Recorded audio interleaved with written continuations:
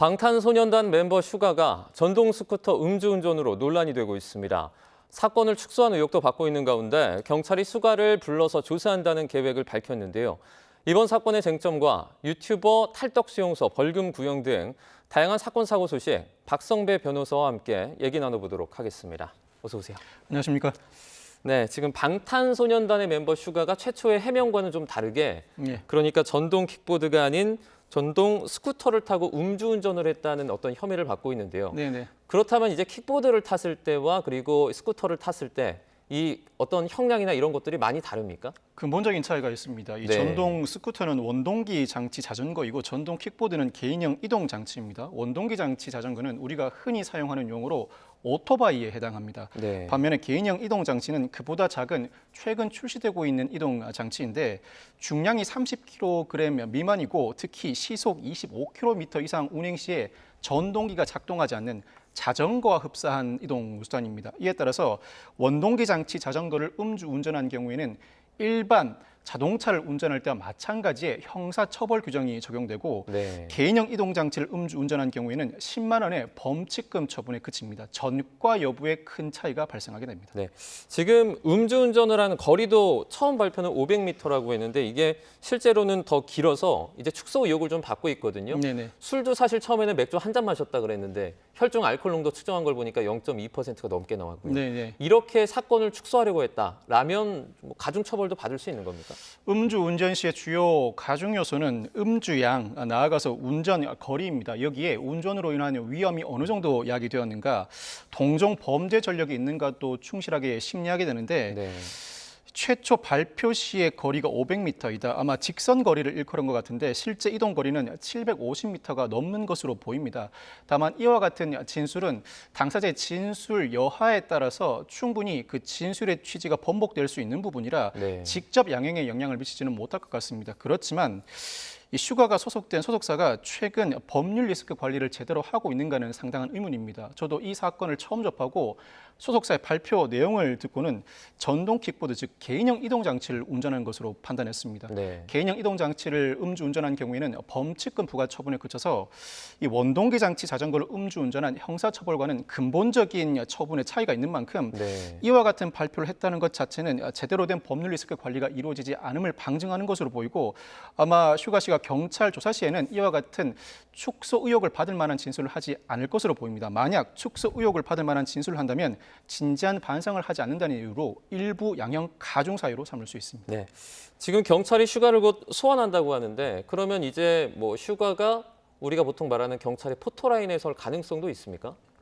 사실 경찰이 슈가 씨를 일부러 포토라인에 세울 가능성은 낮습니다. 경찰 수사 공보규칙상 수사 과정을 촬영, 중계, 방송하도록 허용해서는 안 되고 불가피하게 촬영 등이 이루어지는 경우에도 당사자의 노출을 최소화하고 안전 확보 조치를 취해야 합니다. 그렇지만 현실에서는 각종 언론사 등이 주요 피의자의 출석 내지는 퇴출 시간을 알고 그에 맞춰서 중계 방송을 하는 경우가 상당히 많습니다. 이와 같은 사정을 막지 못하는 한 조사 전후의 모습이 노출될 가능성은 상당히 높아 보입니다. 무엇보다도 이 사건 사고는 조사에 긴 시간이 걸리지는 않습니다.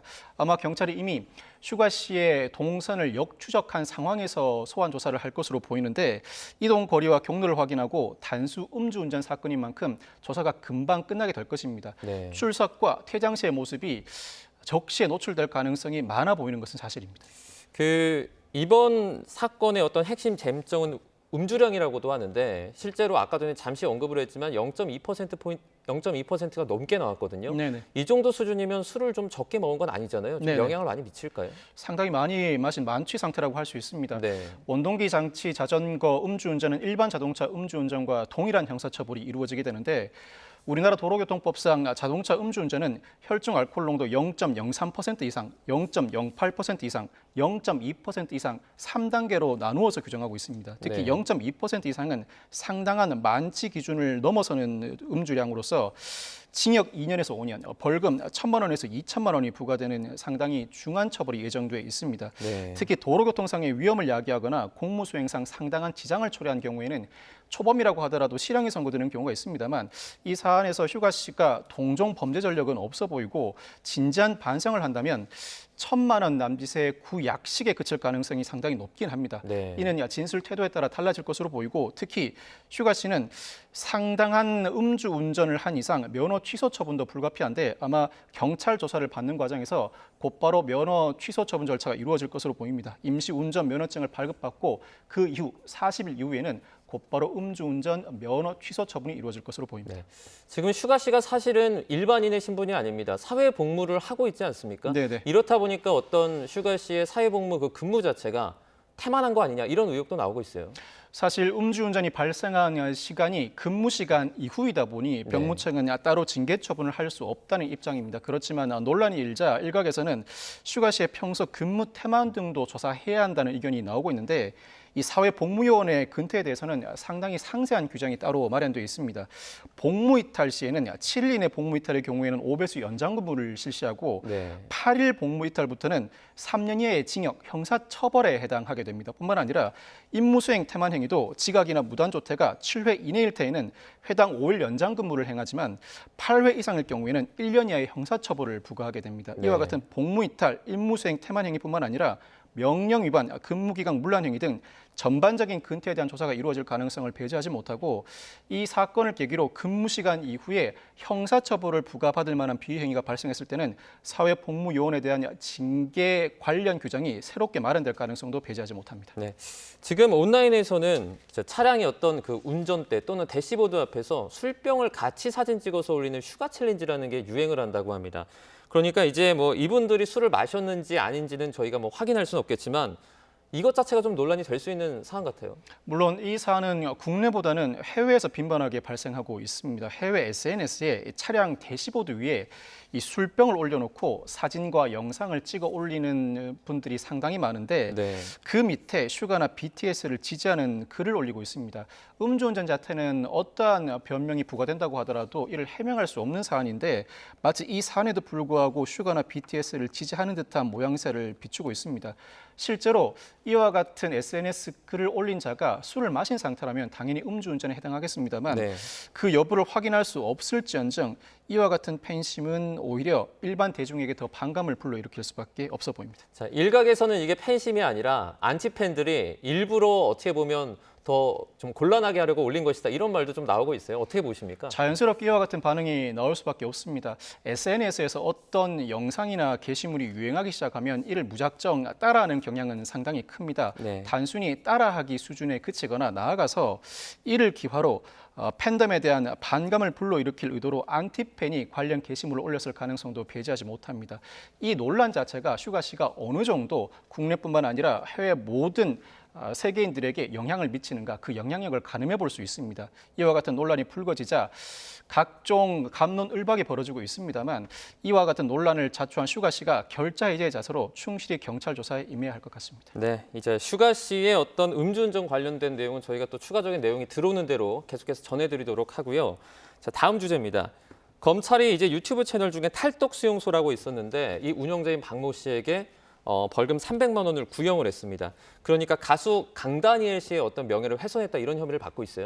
이 탈덕 수용소를 운영해온 박 씨가 가수 강다니엘 씨에 관한 허위 영상을 게시한 혐의, 즉 정보통신망법상 명예훼손 혐의로 불구속 기소됐습니다. 네. 마지막 공판 절차에서 검사가 벌금 300만 원을 선고해달라고 구형했는데 사실 박 씨의 경우에는 강다니엘 씨뿐만 아니라 장원영 씨 등 유명인 7명을 상대로도 허위 영상물을 게시한 혐의로 추가 기소된 상황입니다. 네. 이 사안에서는 아마 초범임을 이유로 벌금형이 선고될 가능성이 높아 보이긴 합니다만 추가 기소된 사안에서도 유사한 혐의로 유죄가 인정될 경우에는 그 사안이 상당히 반복된 행위인 만큼 실형 선고 가능성을 배제하지 못할 것 같습니다. 어제 열린 탈덕 수용소 운영자 이 박모 씨 결심 공판이 있었는데 여기서 이제 자신의 채널명을 모른다, 그 뜻을 잘 모른다 이렇게 말을 하기도 했습니다.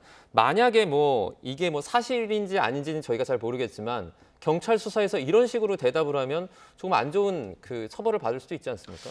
양형에 상당히 좋지 않은 영향을 미치는데 변호인이 적절한 조언을 해줘야 할 것 같습니다. 네. 무엇보다도 재판부가 마지막 공판기일에 박 씨에게 탈덕이 무슨 뜻인지 물었더니 별 뜻 없이 지은 이름이고 모르겠다라고 답변을 했습니다. 탈덕은 사실 우리 국민 누구나 아는 용어입니다. 네. 열렬한 팬으로서의 활동을 더 이상 하지 않는다는 의미인데 재판에 임하는 태도가 상당히 문제될 가능성이 높아 보입니다. 뿐만 아니라 이 박 씨는 지난 7월 재판에도 재판 당일날 불출석 사유서를 제출하고 출석하지 않아 재판부가 다음에도 출석하지 않으면 구속영장을 발부하겠다고 공언하기까지 한 상황입니다. 네. 특히 박 씨는 혐의를 부인하고 있습니다. 여러 기사와 커뮤니티 게시글을 통해서 사실인 줄 알고 게시했고 뿐만 아니라 명예를 훼손할 의도는 없었다고 항변하고 있는데 여기에 이와 같은 탈덕의 의미를 제대로 설명하지 않거나 그동안 2억 5천만 원 상당의 수익도 올린 것으로 알려져 있는데 네. 이와 같은 사정이 두루 고려된다면 양형에 상당히 불리하게 작용할 것 같습니다. 네. 상당히 심각한 피해를 야기하고 범행 수법도 불량하다고 볼 수 있는데 여기에 네. 진지한 반성까지 하지 않는다. 중한형, 예상외로 중한형이 선고될 가능성을 배제하지 못합니다. 지금 저희가 보여드리고 있는 사진을 보면 이제 경찰에 출석하고 있는 모습인데 가발을 쓰고요, 모자를 쓰고 이제 얼굴이 거의 보이지 않게 마스크랑 뿔테로 가렸습니다. 네. 이런 식으로 조금 좀 말씀을 드리자면 우스꽝스러운 그런 행색으로 출석을 하는 것은 네. 뭐 다른 문제는 없습니까? 그 자체가 문제가 되지는 않습니다. 다만 네. 이 무더운 날 몸 전체를 가리는 복장을 하고 법정에 출석했는데 아마 박 씨는 자신의 신원이 밝혀질 것이라고는 꿈에도 생각하지 못했던 것 같습니다. 네. 유튜브 채널을 운영하는 과정에서 유튜브 관리 주체인 구글이 미국 회사이다 보니 구글을 상대로 자신의 신원이 밝혀질 일은 없을 것이라고 판단한 것 같은데 장원영 씨 측이 소를 제기하면서 미국의 디스커버리 제도를 활용해 미국 네. 법원을 통해 구글의 운영자 신상을 파악함으로써 이 박 씨가 드디어 기소 단계에 이르게 되었습니다. 아마 자신의 신원이 밝혀지지 않을 것이라 믿었던 박 씨가 정작 자신의 신원은 밝혀질 상황이 되자, 즉 남을 비방하면서도 자신의 신원이 밝혀질 상황이 되자 자신의 모습은 꽁꽁 감추려는 모습을 보이는 것입니다. 네, 지금 미국 기업 유튜브에다가 그러니까 신상 정보 제공 요청했다고 말씀하셨잖아요. 네. 받아들여질 가능성이 좀 있습니까? 우리나라는 디스커버리 제도를 운영하고 있지 않습니다만 미국 법원은 디스커버리 제도를 운영하고 있습니다. 네. 디스커버리 제도는 소송 초기에 양 당사자가 자신들이 보유하고 있는 각종 증거와 자료를 모두 오픈하는 제도입니다. 네. 이 사건의 경우에 장원영 씨 등이 이 박 씨를 이미 형사 고소했습니다만 물론 수사기관과 한미사법공조 시스템으로 일부 신상을 확인할 수 있습니다. 그렇지만 그 시간이 상당히 소요될 것을 우려해서 장원영 씨 측이 캘리포니아주 법원, 구글 본사가 소재한 곳이 캘리포니아주입니다. 캘리포니아주 법원에 미국 디스커버리 제도를 활용해서 4차례 신상 정보 제공 요청을 했고 그동안에 이 박 씨의 행각이 상당히 악의적이라고 판단했는지 미국 법원도 이례적으로 정보 제공 명령을 바람으로써 박 씨의 신상이 공개됐습니다. 이를 토대로 관련 사건에서도 수사와 기소가 온전하게 이루어지게 됐습니다. 그 이번에 그러니까 탈덕 수용소 같은 사이버 레카 이런 유튜버들뿐만 아니라 그 이전에 찌안 관련된 사태들도 최근에 많이 이슈가 되지 않았습니까? 네네. 이런 그러니까 그 인터넷으로 그 무분별하게 정보를 실어 나르는 사이버 레카들과 관련한 어떤 규제도 좀 있어야 하지 않을까요? 일반 범죄와 달리 볼 필요는 없어 보입니다. 일반 범죄를 억제하기 위해서는 검거 가능성을 높이고 범죄로 벌어들이는 수익보다 그 불이익이 더 크다는 위화 효과를 주면 그 범죄는 감소하기 마련입니다. 네. 이 사안의 경우에도 구글 본사를 통해서 상황에 따라서는 특히 악질적인 범죄에 해당하는 행각을 벌인 이들에 대해서는 그 신원을 확보할 가능성을 어느 정도 확보해 두어야 합니다. 네. 이 장원영 씨 사례가 선례로서 기능할 것으로 보이는데 검거될 가능성이 상당히 높다는 인식에 이르면 이와 같은 행위는 자제될 수밖에 없습니다. 뿐만 아니라 범죄수익 은닉규제법이 재작년에 개정되면서 그 적용 대상 범죄가 일반 범죄로 확대됐습니다. 이 명예훼손 행위를 통해서 벌어들인 수입 모두를 몰수하거나 추징할 수 있는 가능성이 열린 만큼 적발 가능성이 높아지고 범죄로 형사처벌을 받게 되면 자신이 취득했던 재산상 이익을 모두 박탈된다는 인식이 강해지면 강해질수록 네. 이와 같은 범죄는 줄어들 수밖에 없을 것 같습니다. 네, 저희가 다음 주제도 좀 살펴보도록 하겠습니다. 자, 마지막 사건인데요. 이제 2인조 절도범이 등장을 합니다. 금은방에 침입을 했는데 실제로 금품은 아예 훔치지 못할 뿐만 아니라 보지도 못했다고요? 이 30대 남성 2인조 절도범이 상당히 급하게 망치로 금은방 유리문을 깨고 금은방에 들어갑니다. 그런데 귀금속 진열대를 보고는 곧바로 밖으로 돌아 나옵니다. 지금 영상이죠? 그렇습니다. 네. 밖에서 대기하고 있던 이 2인조 절도범 중 한 명이 왜 바로 나오는가 물어봤더니 네. 귀금속이 전혀 없다고 답변을 했다고 합니다. 알고 봤더니 이 귀금속 금은방에서는 금고형 진열장을 운영하고 있었는데 이 금고형 진열장은 관리자가 없을 때 진열된 귀금속이 바닥으로 내려가고 그 위를 알루미늄 합금이 얹는 형태로 기능하게 됩니다. 즉 언뜻 보기에는 아무런 귀금속이 없는 것으로 보이기 마련인데 네. 사전 답사를 제대로 하지 못했던지 귀금속이 전혀 없다고 판단하고 귀금속을 전혀 훔치지 못한 채 곧바로 도주하고 말았습니다. 네, 이제 들어가자마자 거의 뭐 몇 초입니까? 한 4, 5초 만에 나오는 것 같은데요. 네. 자, 이 금고형 진열대가 있어서 좀 다행이었던 것 같습니다. 최근에 금고로에서 관련된 절도 사건들이 좀 많이 들려오는 것 같아요. 각종 자산의 가치가 높아지기 때문입니다. 부동산, 현금, 그리고 달러, 각종 주식뿐만 아니라 금값도 상당히 고공행진을 함으로써 금은방 절도 사건들이 빈번해지는데 그 유형도 이와 같이 문을 부수고 들어가서 귀금속을 훔치는 유형뿐만 아니라 네. 귀금속을 사는 것처럼 행세하면서도 사실은 슬쩍 그 귀금속을 훔쳐나가는 여타 여러 범죄 유형들이 병렬적으로 발생하고 있습니다. 네.